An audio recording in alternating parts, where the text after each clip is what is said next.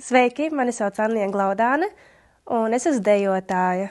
Tā ir mana kā pamata profesija, bet overall es gribētu sevi devēt par radošu cilvēku, jo es arī izpaužu uz dažādās citās mākslas izpausmēs, kā piemēram set dizaini, tetovēšana un tam līdzīgi.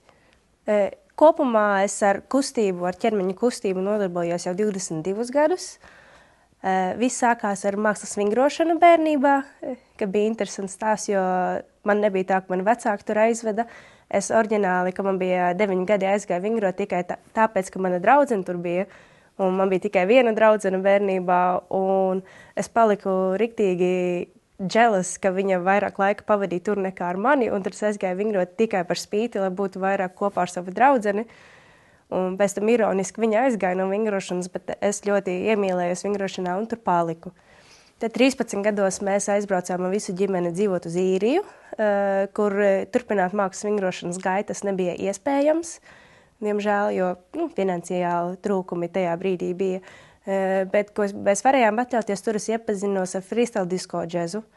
Tur es nodejoju un sacensībās 5 gadu garumā. Un tur arī bija ļoti labi sasniegumi, un pēc tam 19 gados nezināju tālāk, ko darīt pēc vidusskolas. Izdomāju aiziet pamēģināt deju koledžu, un deju koledžā es iepazinos ar baletu, jo tas bija vienkārši daļa no programmas. Un tas riktīgi ievilka, jo tas bija grūtākais, ko es pirms tam biju dzīvē mēģinājusi, un man ļoti patīk challenge. Un tad es netīšām pēc gada izdomāju, mēģināšu to izveidot par karjeru. Profesija, diploms man ir, jā. Es skaitos profesionāli tajā. Es teiktu, pašā sākumā man neinteresēja vispār balets, jo es kādreiz, kad freestyle disko džezu vēl dejoju, tas ir pilnīgs prestats baletam. Tas ir akrobātisks deju stils, tur nav tik daudz tehnikas, tur vairāk ir, kā mēs sarunu valodā sakam, močīšana. Ļoti, ļoti ātri viss notiek salīdzinoši neakurāti, jo tur vairāk ir viss balstās uz akrobātiskiem elementiem un uz ātrumu, cik to ātri viņu spēja izpildīt. Un baletā ir tieši otrādi, viss notiek lēnāk, precīzāk, iekšējāk, ko no malas, ja tu neesi iepazinies ar to un izjutis to, izstās diezgan garlaicīgi un diezgan maz tās kustības un vienkārši, bet jo es vairāk skolotājs ņēmās ar mani, jo es vairāk iepazinu, kā viss notiek iekšēji un kādi muskuļi tiek lietot un cik tas grūti ir, tad man riktīgi iepatikās tas un tad es gribēju redzēt, cik es tālu var aiziet. Nebija tā, ka es konkrēti gribēju uzreiz kļūt par profesionālu baletā, bet man vienkārši interesēja, cik es tālu varu aizvest savu ķermeni, cik ļoti es to varu attīstīt. Jā. Iesākumā es sāku to mācīties Īrijā, kur salīdzinoši tas bija ļoti dārgi, jo tur pretstats pret Latviju, tur balets ir vairāk kā ekskluzīva lieta, un parasti cilvēki, kuriem ir daudz naudas, var to atļauties. Mēs nebijām vieni no tiem, un līdz ar to, tā kā man bija 19 gadi, es strādāju vairākus darbus blakus ļoti smagi, lai nopelnītu naudiņu, lai varētu par to samaksāt. Līdz ar to bija uzreiz savādāk, jo citiem arī bija tāda interesanta attieksme, jo citiem vecāki to apmaksāja, viņi varēja ņemt vēl un vēl nodarbības. Es, cik varēju, vienmēr meklēju ekstra informāciju online, YouTube'ā, kur citu skolotāji runā ļoti detalizēti par tehniku, mēģināja izzināt savu ķermeņu no iekšas pati, un cik varēja atļauties, cik ņēmu nodarbības, un ar laiku tas atmaksājās. Un tad bija interesanti, kad es atbraucu uz Latviju. Es atbraucu tikai iepazīties atpakaļ ar savu dzimteni. Nebija plāns tikt baletskolā, vienkārši atbraucu uz pāris nedēļām. Un man bija kolēģe pirmajā darba vietā, ko šeit dabūju, kur arī bija baletskolā, kurā redzēja, ka es stāvu ar izvērstām kājām. Mums tāds, balets. Tad mēs sadraudzējāmies. Viņa paprasīja, vai es gribu tai vasarā pievienoties viņu baletskolā vienkārši uz vasaras nodarbībām, ko citi brīvajā laikā ņēma. Tur 2 no skolotājiem mani ievēroja, ka man ir deksme tam, un piedāvāja, vai es gribu auditionot un pievienoties baletskolā, kas man bija tāds, jā, labprāt, jo es nemaz nebiju iedomājies, ka tāda opcija būtu.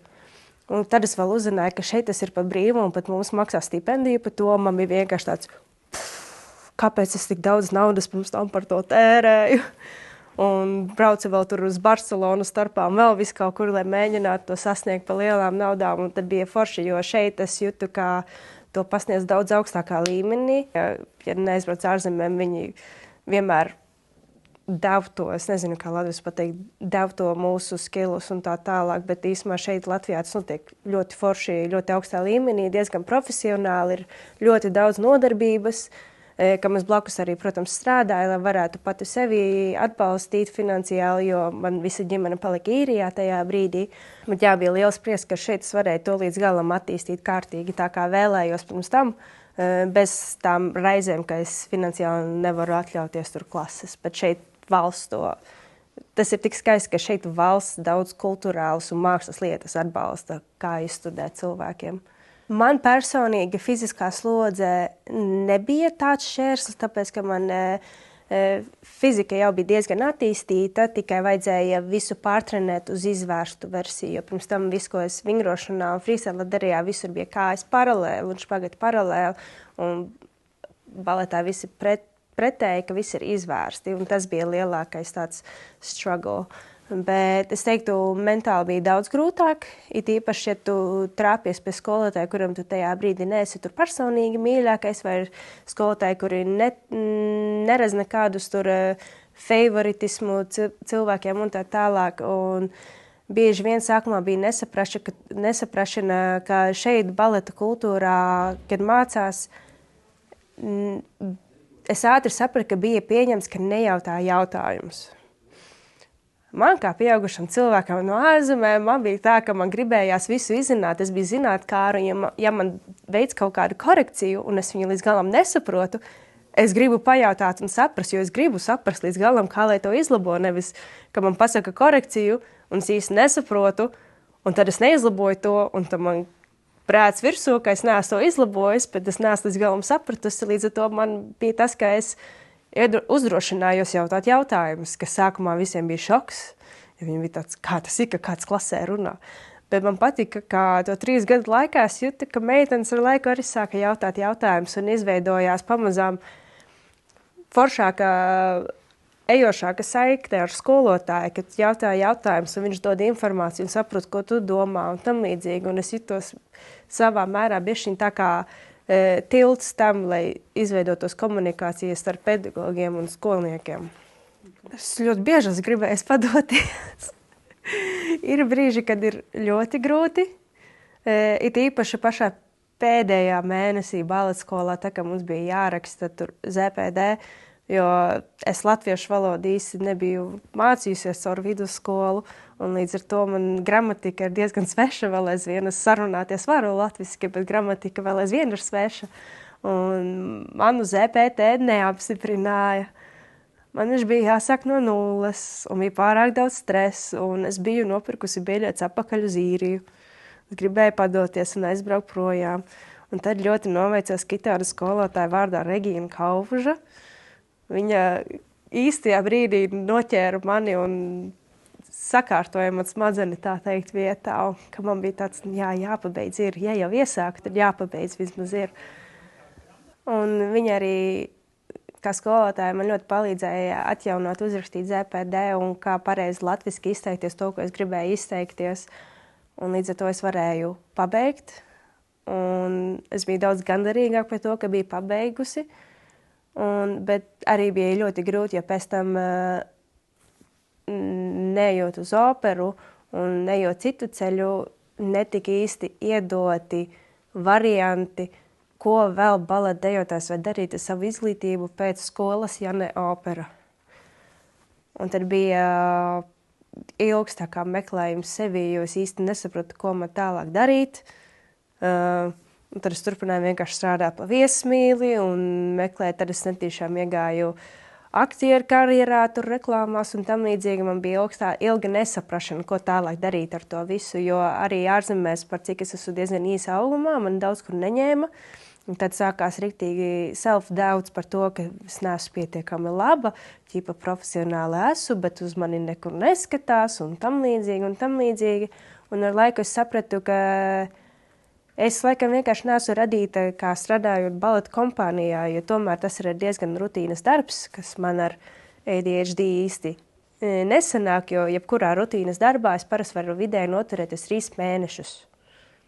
Un tad man sāk visādi haosi rasties un gribās kaut kādas pārmaiņas. Man regulāri vajag visādas cikliskas pārmaiņas. Un tagad es vislabāk esmu iejutusies tajā, kad es daru arī citus mākslas veidus.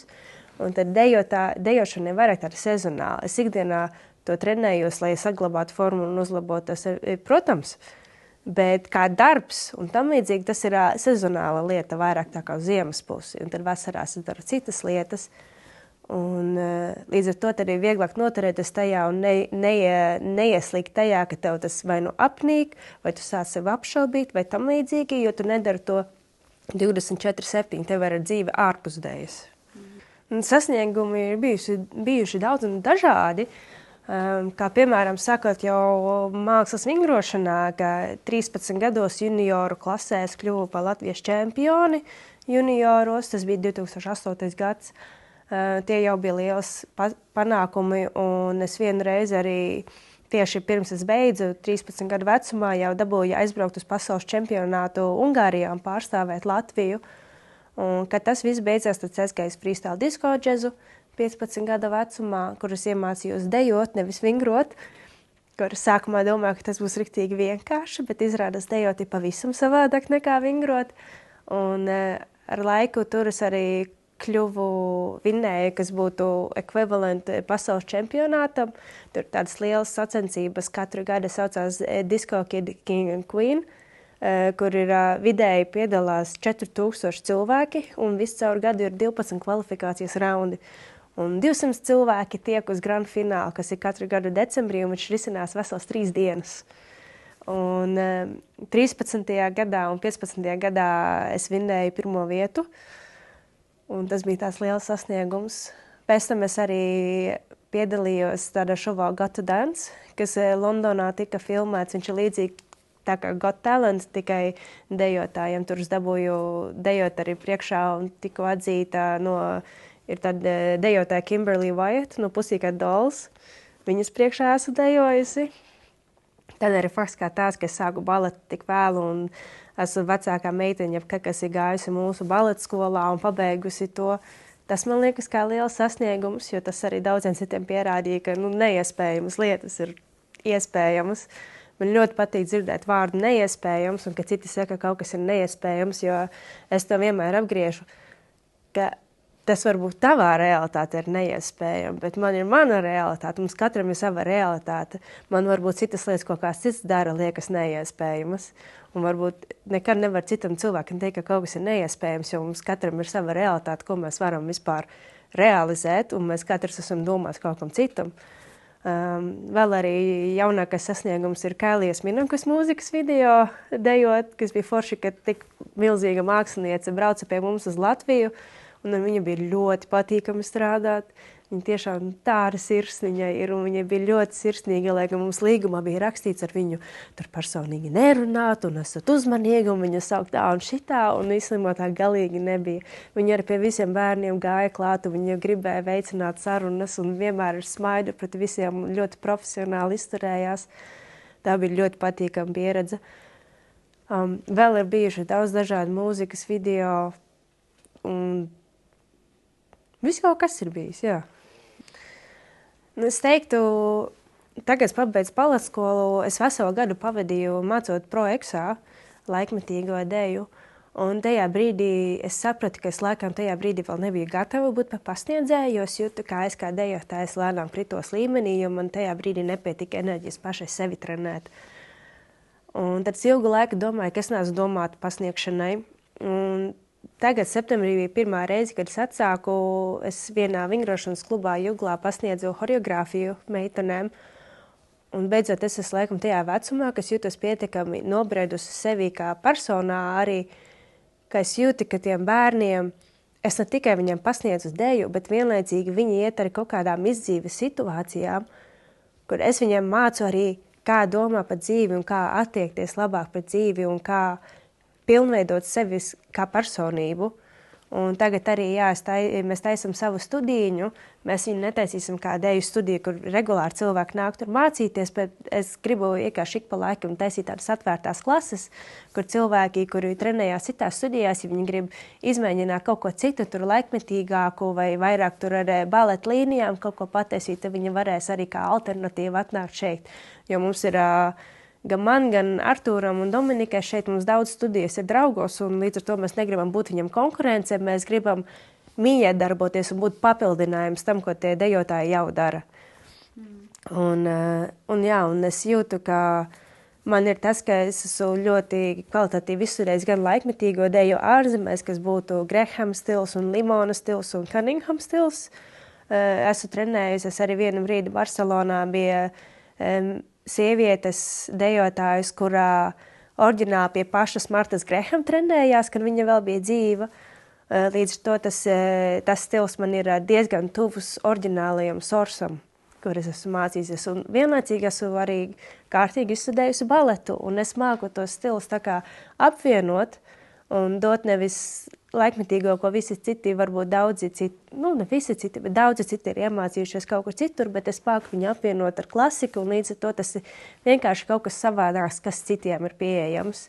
Jo es domāju, ka dejotājiem ir jāpilnveidojas daudz un dažādos stilos, jo tu vairāk sevi pilnveido, jo ir vairāk iespējas gan Latvijā, gan ārzemēs dabūt dažādu veidu darbus. Manai mammai bija skaists teiciens, ka viņa man visu mūžu teica, jo man bija talants, jā, un dotības, bet viņa vienmēr teica, darbs apsteidz talantu, ja talants nestrādā. Un līdz ar to viennozīmīgi man vienmēr ir tik smagi noskatīties, kad ir dejotāji, kuriem ķermeniski ir dots gandrīz viss, bet viņi nedomā līdzi un nestrādā, un man vienmēr tāds, bet tev tik garšīgas līnijas un visu dots, kāpēc tu to neizmanto. Un līdz ar to noteikti darbs ir daudz svarīgāks, jo talants tev pirmos pāris gadus izvilks. Bet pēc tam 5-10 gadiem, tad, kad aizies tur no amatieru uz profesionālā līmeni, tur atsījājas tie, kuri īstenībā strādā un kuri tikai paļaujās savu talantu. Tas pēc tam ir ļoti, ļoti redzams. Es teiktu, tas visu laiku ir bijis ļoti mainīgs. Mans pirmais sapņu scenārijs bija, kā vingrotāji braukt uz olimpiskajām spēlēm. Tas apstājās. Pēc tam mans mērķis bija sasniegt to, ko es sasniedzu freestyle disko džezā. To es sasniedzu. Pēc tam mans mērķis bija sasniegt baleta karjeru. To es sasniedzu. Un tagad bija tā, ka es ilgi meklēju sevī un tam līdzīgi. Un tagad ir ļoti skaisti. Es esmu tikus līdz tādam ceļam, kur man ir sava darba vietiņa, kur es dabūnu radīt visādu veidu mākslu. Dažādas lietas vienkārši izmēģināt daudz un dažādas jaunas lietas. Otrs ir, ka man būs sava telpa, kuras varu radīt deju un akrobātiku. Starp citu, es arī nodarbojos augšā riņķī griezties un tam līdzīgi. Un man būs vietiņa, kur to attīstīt. Un trešais, pēdējā gada laikā pamazām ir pārvērties, ka man ir arī iespēja dot citiem māksliniekiem darbu, tāpēc, ka tagad arvien biežāk, par ko es esmu ļoti pagodināta, arvien biežāk visādi event organizeri, viņi zvana man, kad viņiem vajag kaut kādas dejas vai akrobātikas uzvedumus izveidot vai kaut kādus kontaktus, lai ir vairāk pa vienu cilvēku. Un līdz ar to es tagad esmu tas cilvēks, kurš tā kā veido horeogrāfijas, veido konceptu un veido kostīmus. Un es grafisko dizainu taisu un sūtu konceptus un runāju ar klientiem, ko mēs varētu izveidot kā dejas izrādi tieši viņiem uz viņu korporatīvajiem pasākumiem. Un tagad būs vieta arī, ko realizē, kas nozīmē, man nevajag tur ņemties, kad kura studija ir brīva. Un tam līdzīgi tas viss būs realizējums tepat uz vietas, kur es veidoju kostīmus, es veidoju izrādes, veidoju visu šeit vienā mājā, vienā telpā.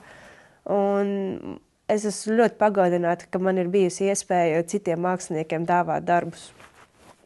Pirmkārt, atkārtošos par to, ka darbs apspēja talantu, ka talants nestrādā.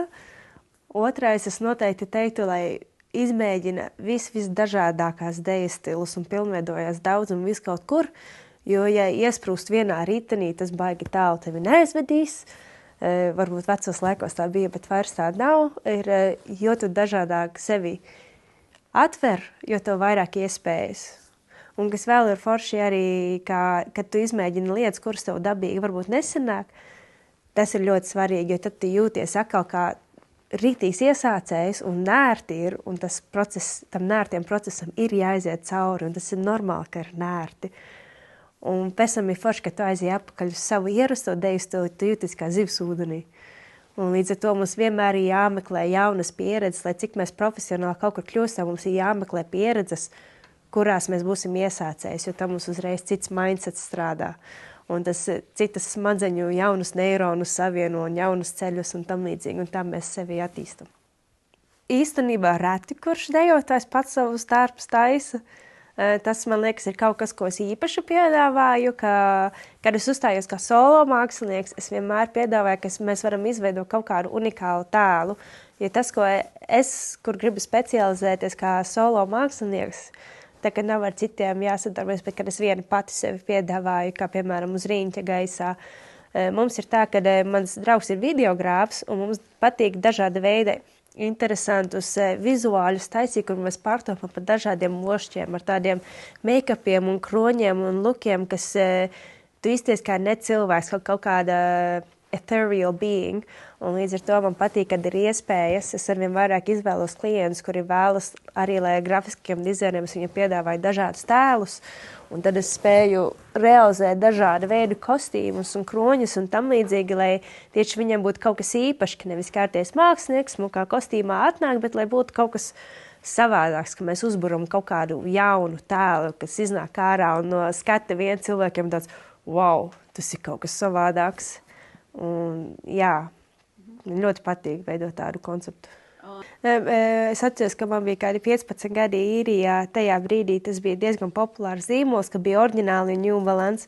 Ilgi tāds gribēju, bet tajā laikā es nevarēju tādas atļauties. Un tagad es beidzot sāku strādāt, ka man bija 18, 19 gadi, tad es sakrāju naudiņu un nopirku savus pirmos New Balance, ar ko es ļoti lepojos. Un man bija ļoti interesanti, kad mani sportam pirmo reizi uzrunāja. Un es ļoti gribēju sadarboties ar sportlantu, jo sporta drēbes, krūtas un tā tālāk. Un ka toreiz bez mazai bija tās, bet es tev tikai varu piedāvāt New Balance, piedot, jo Nike un Adidas jau ir aizņemti. Man iekšā bija tāds tieši New Balance arī gribu, jo tas ir mans brands, kurš man visvairāk patīk. Un man ir ļoti patīkami, ka jau pēdējos 5-6 gadus es varu pārstāvēt šo brendu un lepoties ar to. Un man prieks arī, ka tas brands kā tāds ir izaudzis ļoti Latvijā, jo tajā brīdī viņš nebija tik populārs un tagad viņi riktīgi aug. Un jā, līdz to es varu lepoties, ka es varu pārstāvēt šādu brendu.